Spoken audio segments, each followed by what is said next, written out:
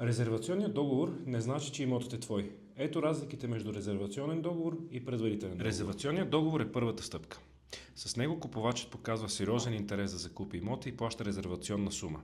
Целта е пределно лесна и ясна.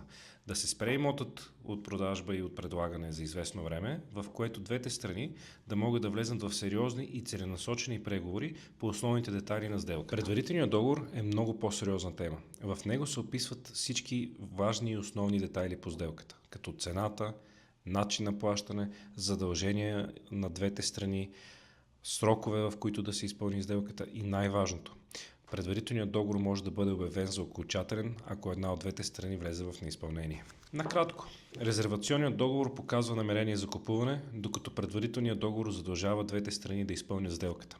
Затова е изключително важно тези два договора да работят в синхрон един с друг и да не се изпуска нито една от тези две стъпки. Резервацията е първата стъпка. Предварителният договор е ангажимент за купуване. Затова, за да не изпаднете в неловка ситуация, когато купувате имот, свържете се с мен, Калвян Луканов.